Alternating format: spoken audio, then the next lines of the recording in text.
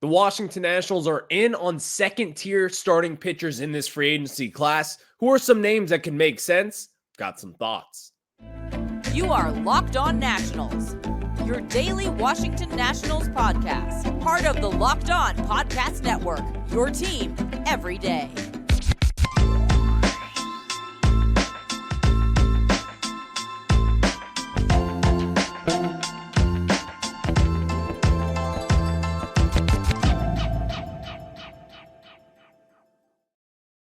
And thank you all for making Locked On Nationals your first listen every single day, as we are free and available wherever you get your podcasts. And of course, I'm your host, Ryan Clary. You can catch me over on Twitter at RyanClary11 and as well as the show page at LO_Nationals. For all your latest Nationals news and notes, just make sure to check us out over on X. Later on in today's show, the Nationals, they've got some things to work out here, as we have some spring training dates coming up here, but also the Nationals, they've got some free agency rumors that we're going to be getting into this first segment, and as well as Baseball America's latest top 100 baseball prospects. Baseball America, one of the go-to sites as far as prospects go. They've got a few Nationals rankings there, and as well as Baseball Prospectus, they dropped theirs. We'll kind of compare and contrast, see where these Nationals guys land, and ultimately, I'll give it a jurisdiction if they're too high or too low, or maybe just right. We got a couple Nationals to go through there.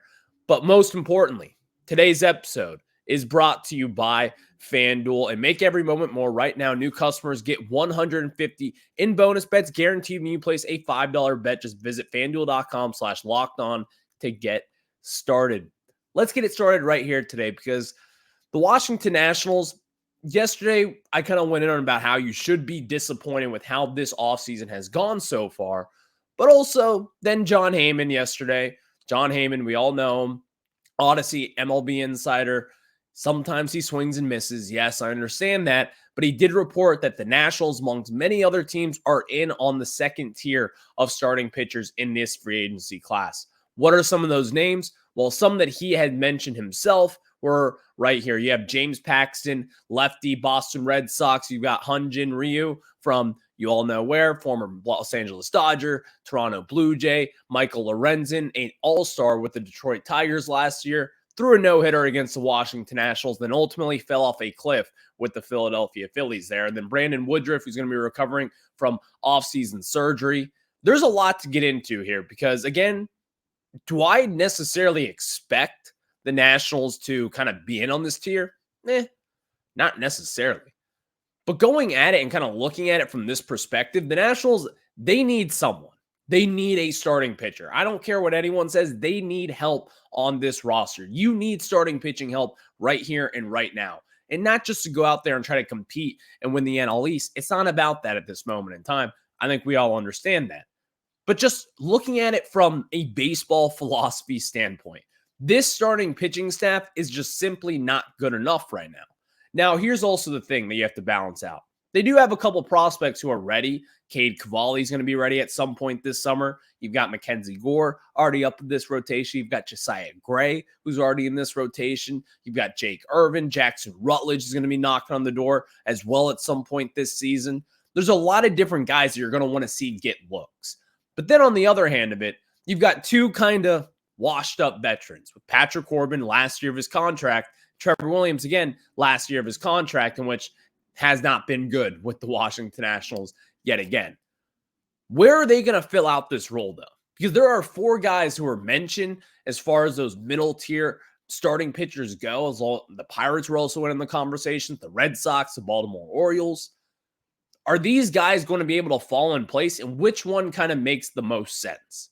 When I look at James Paxton, he's kind of the one where he's right on that fringe of being, yeah, I could see the Nationals getting this guy, but also these guys are going to want to dance with the Washington Nationals too.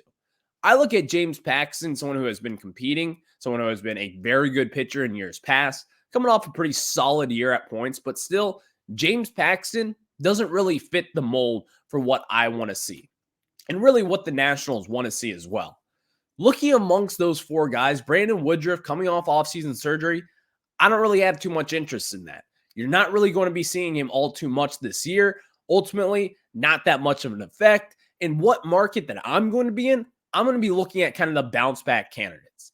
I want guys who I can actually flip the deadline, because you're not going to be giving these guys multi-year contracts, at least not at this point. You may have a club option in there, but ultimately you're not going to be getting that 2-year, 3-year deal to James Paxton or Michael Lorenzen at this point. But I'm going to be looking at guys who are those quote unquote bounce back candidates. Michael Lorenzen, as far as these 4 guys go, that's where it kind of fits the most. That's where I see this Nationals team going just a little bit more than the other 3 in this market. I could see the Nationals really kind of going in after Michael Lorenzen, kind of giving him a similar deal maybe to Trevor Williams even last year, except a little bit more money. Coming off an all-star campaign, ultimately, once he threw a no-hitter against the Nationals, then they allowed him to throw like 120-plus pitches. His season just really kind of went down the gutter. And then next time when he faced the Nationals, he got rocked around, and ever since, it just was not the same. I think that kind of threw off his season a little bit, in which probably cost him a couple $1 million as well. Michael Lorenzen is that guy that I really want the Nationals to pursue if they were to go from this kind of middle tier starting pitching market. I think Michael Lorenzen may have kind of gotten his swagger back a little bit with the Detroit Tigers last year, but he also kind of lost it with the Philadelphia Phillies. But then again, you all remember that game where he was throwing 130 pitches against the Nationals to solidify that no-hitter and ultimately give their bullpen a big break. But still, it costed them a lot. It cost them a starting pitcher who was very good the entirety of 2023 and ultimately wasn't there for their postseason run. Did not help them at all down the stretch, even into October baseball. Did not really work out with the Phillies and did not work out for Michael Lorenzen. That's why I think the Nationals, they're going to kind of dip down in that bucket a little bit, and that's where they should be, by the way. You shouldn't be going after these massive, big-time free agents, but this is where you should be. When I was talking about this yesterday and why I'm disappointed with this Nationals offseason is that they really haven't been on these names now. There haven't really been too many rumors. There's too many speculation that the Nationals could be in on these guys. But sitting here today, this is what the doctor ordered, in my opinion. This is what I want. Michael Lorenzen fits that role for what the Nationals need. You need that kind of savvy veteran guy who has been around baseball, who can kind of be a leader within the clubhouse, which Michael Lorenzen has proven to be over the years. He's gotten all the trials and tribulation throughout his entire major league career. Getting him into DC, kind of knowing where he's going to be safe. He's not really going to be in juxtaposition and trying to have someone take his spot in the starting rotation. There's just really not that many guys that can do that at this point. I don't think a Jackson Rutledge could really take over Michael Lorenzen in the lineup. I don't think even a Trevor Williams or a Patrick Corbin will be taking over Michael Lorenzen. But even then, the Nationals, this would be the smartest gamble of their offseason, because you're already taking one with Nick Senzel, in which we all probably know how that's going to turn out. But also, this just makes sense. This is what the Nationals should be doing.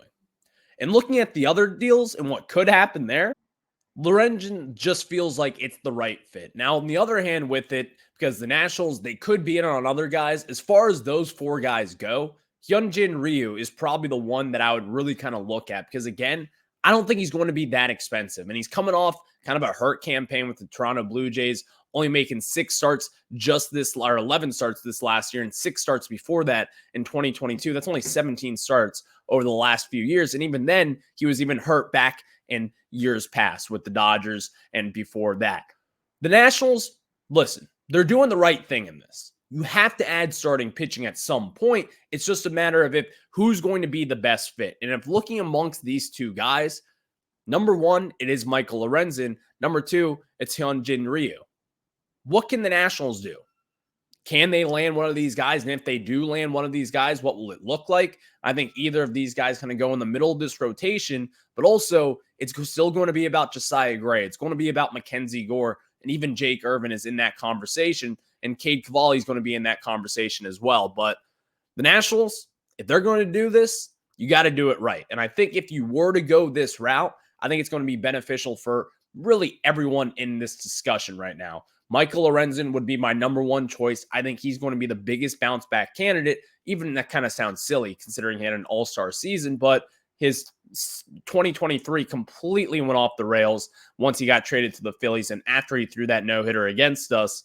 But now I think he's going to have a full healthy offseason. He's entering it healthy. He's going to feel good going into 2024. And I think he could be a very good piece for this Nationals team. And maybe you trade him at the deadline for a prospect because, as we know, starting pitching is king when it comes to the trade deadline. Teams are always going to be looking for it, and they always will be. Thank you all for making Locked On Nats your first listen every single day, as we are free and available wherever you get your podcast. And, of course, check us out over on YouTube. Just search Locked On Nationals, and you can find us there. And wherever you get your pods, that is where you will get all your latest Nationals news and notes. Make sure to check us out over on there. Next, let's talk about some of these top 100 prospects in Nationals. They've got quite a few of them. This is what you do when you're rebuilding. You're going to stockpile this farm system. The Nationals, they've been stockpiling for quite some time now, and that is why you're in this position to really judge these rankings, kind of get into what they are and what the Nationals could be doing down the line. Dylan Cruz, Brady House, James Wood, Cade Cavalli.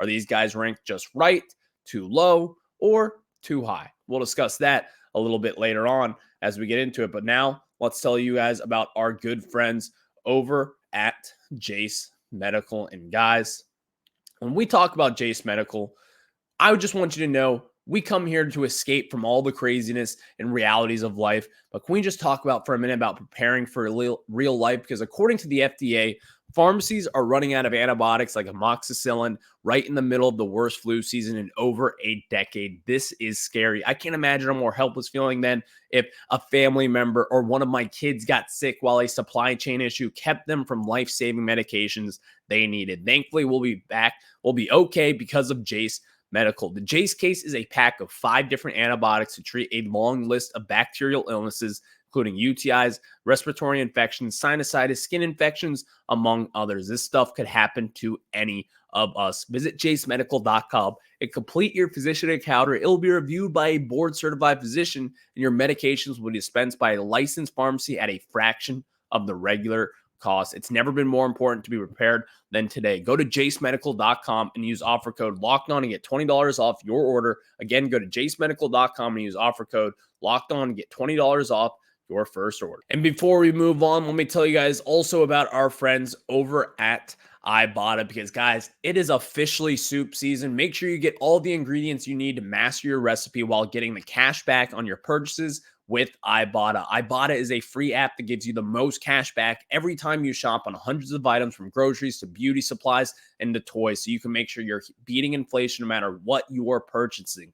Other apps give you points that don't amount to much. With Ibotta, just add your offers in the app, upload your receipt, and you get real cash that you can cash out to your bank account with PayPal or even gift cards. Join the over 50 million savers and earn cash back every time you shop over 2,700 brands and retailers, including Lowe's, Macy's, Sephora, Best Buy, and more. Right now, Ibotta is offering our listeners $5 for just trying Ibotta by using the code LOCKEDONMLB when you register. Just go to the App Store or Google Play Store and download the free Ibotta app to start earning cash back and use code LOCKEDONMLB. That's IBOTTA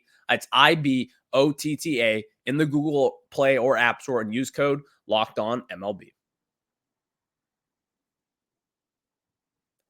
Now we get back into it as the Nationals. They've got some prospect rankings here, and amongst them, you've got Dylan Cruz, James Wood, Brady House, and Cade Cavalli. Those top 3 are going to be mainstays at really any top 100 list that you check. So let's start off with the top one.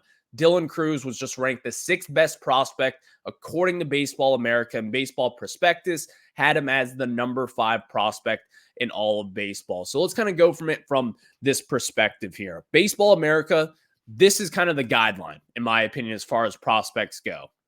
Obviously, GMs and teams will have different rankings, but these are people who do this for a living. I think Baseball America is really kind of up to the point when it comes to this. So Baseball America has Dylan Cruz at 6th overall. Is it too high, or is it too low, or is it just right? I think Dylan Cruz, rather, is just fine right then and there. The number 6 prospect in all of baseball, listen, you got Jackson Holiday ahead of him, Jackson Chourio. There's a ton of loaded prospects who are in front of Dylan Cruz, which at this moment in time, I'm not too worried about. Dylan Cruz, with these rankings, I think Dylan Cruz is still one of the safest prospects, probably behind Jackson Holiday, in the entirety of a top 100, no matter what list that you look at. That is how much faith I have in Dylan Cruz. He is a safe prospect. He's going to hit at the major league level. He's going to play solid defense. He's going to do all the right things and be a very good all-star kind of player forever in the big leagues. He's ranked just fine there. He's going to work his way up too as the season goes on. And even then, when you're in the top 10 of Baseball America's rankings, I don't really care where you are. Just noticeably kind of recognize good talent. They've always done that. They've always been able to pinpoint it. And ultimately, that's what they have done here with Dylan Cruz. Could he have been a little bit higher? Could he have been in the top 5? Sure. Not too worried about it at the end of the day, though. Dylan Cruz is ranked just where you kind of want him to be. I have really no issues with it again. This is a safe prospect. He's going to hit. He's going to fly through the minors. And at some point this summer, you're going to be talking about him cracking the cracking the lineup at some point at Nationals Park. We'll just have to see when and where that will be. James Wood. This is where it gets a little tricky. Baseball America has him as the 11th best prospect overall. Baseball Prospectus has him as the 7th best prospect overall. So according to Baseball America, being number 11 overall, is he too high? Is he too low? Or is he just right? James Wood, in my opinion, is too low. Too low, meaning that he should be at least in the top 10. I also think kind of an underrated aspect of these rankings, it's not necessarily about what you have done. They're not really ranking what you have done. They're looking at everything. They're looking about what you have done, kind of in a small portion, but ultimately, they're looking about what you will do, what you will do in the big leagues. What do you project to be? James Wood, as far as ceilings go, being 6'6", having that huge raw power that he does, he'd be able to hit from both sides and hit both sides of the field. James Wood, in my opinion, should be top 10 across the board. Baseball Prospectus, that's where they have him. MLB.com, as we sit here today, that's where they've got him. And really, I think that's where he should be in Baseball America as well. They saw the strikeout rate from this last year, a little bit alarming considering that that's not really something that he has struggled with in years past. It's more so of a new issue. And we've seen that with a lot of Nationals prospects over the years, including Robert Hassel, who is also back in that Juan Soto trade. James Wood, though, the potential is still there. The power is still there. And also one thing that I've seen, I saw Bobby Blanco from MASNsports.com even point this out.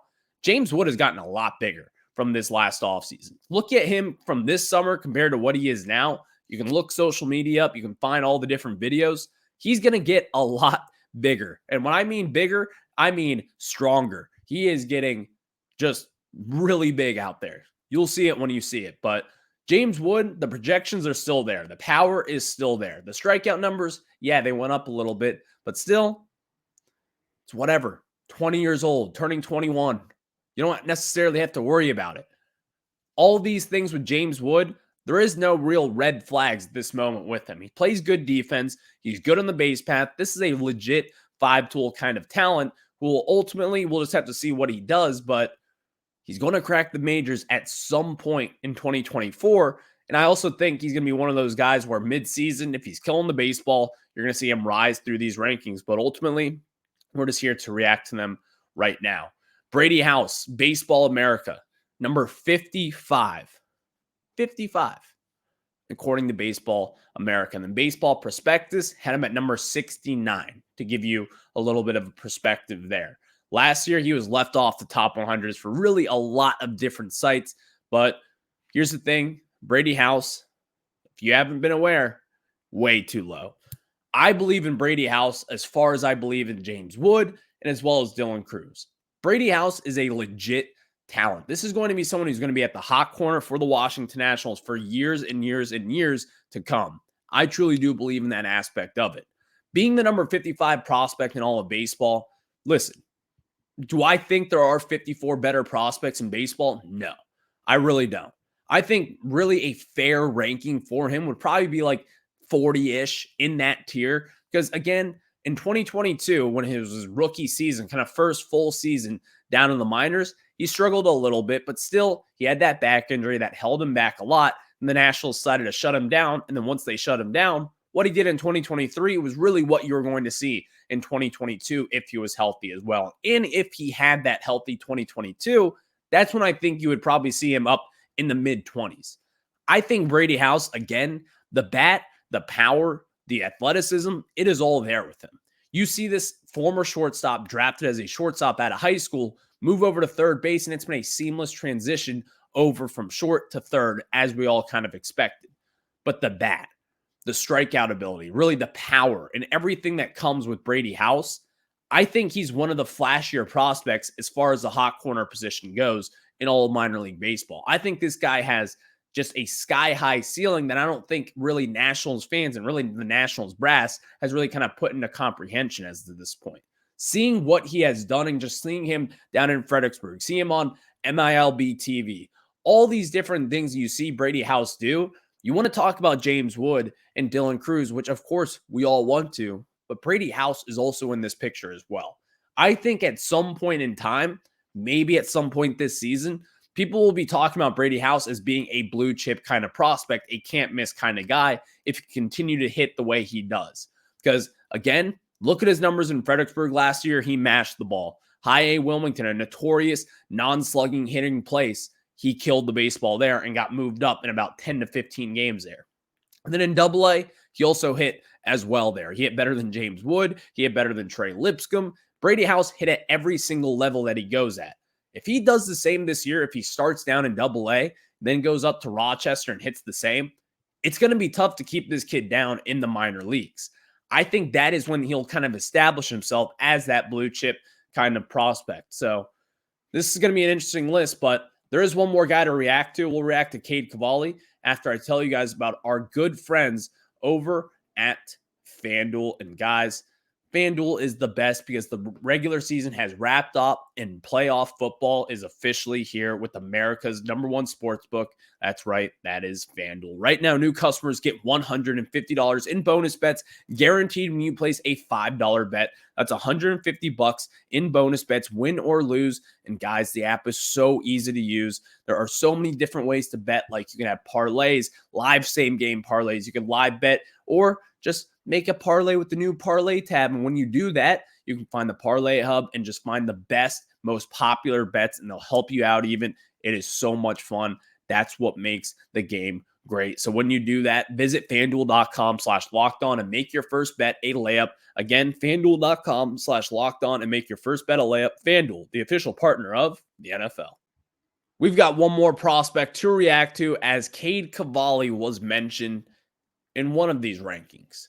Baseball America has Cade Cavalli unranked in the top 100, but Baseball Prospectus has him as the number 85 prospect heading into 2024. Cade Cavalli made his debut back in 2022, tore his UCL in spring training this last year, had Tommy John surgery, but will be back up in the major leagues probably some point late spring, early summer, to say the least. But Cade Cavalli, is he ranked just right, or is it too low? I think it's just right for now, considering number 85 prospect compared to, who knows, he's probably just outside the top 100 if I'm willing to bet. But still, people should not forget about Cade Cavalli. A bunch of strikeouts down in Double A in 2022 and in 2021, strikeout king down in the minor leagues. The national system led the league and led the system in strikeouts in both years, really with the innings pitch and all the work that he did. Cade Cavalli is still going to be an impressive prospect, but I think the expectations for him, thinking that he could be an ace, I don't think that's going to be the case with Cade Cavalli. I think he'll be a middle tier rotation guy, which is just fine considering all things here. But Cade Cavalli's got the potential. I think he's ranked just right. If he didn't have Tommy John, if he didn't have that kind of disastrous 2022 when he came up to the majors, started against the Cincinnati Reds and got rocked around and then shut down for the entirety of the rest of that season, I think it probably would have been a little bit better. You probably would have seen him still up there in the top 100, but maybe not as high as he once was, because again, this was someone who was pushing to be a top 50 prospect and one of the better pitching prospects in all of baseball at some points. But Cade Cavalli, just right for now, all things considered, ending 2022 with an injury, and then having Tommy John surgery to open up 2023. I think it's just going to be perfectly fine here. But that was the prospect rankings, and of course, all things considered, pretty fair for the Washington Nationals. But now we've got some spring training dates as February 14th. We are less than a month before pitchers and catchers report down to West Palm Beach. Spring training is just around the corner. And then, of course, February 20th is when full squad workouts begin. Baseball season really is just right around the corner. If you're in the DC area, you're probably looking outside your window or drive around and seeing snow on the ground. It feels so weird. It feels so strange to even think that you have baseball in the air here soon. But think of it this way. You've got less than a month until baseball season, and football season's over. Basketball seasons will be winding down. And then at some point, you'll be sitting over at Nationals Park with a hot dog in your right hand and a beer in the other hand, or maybe a drink or an adult soda or a bottle of water even. We're that close to it. It's a good time to be alive here in the DMV. Thank you all for making Locked On Nats your first listen every single day. And if you haven't already, make sure to check us out over on YouTube and subscribe to Locked On Nationals. That is where you'll get your best daily coverage, and you can see the video portion. And when you do that, hit that subscriber button, please. I'll catch you guys tomorrow on the flip side. Enjoy the weekend. We'll see you on Tuesday.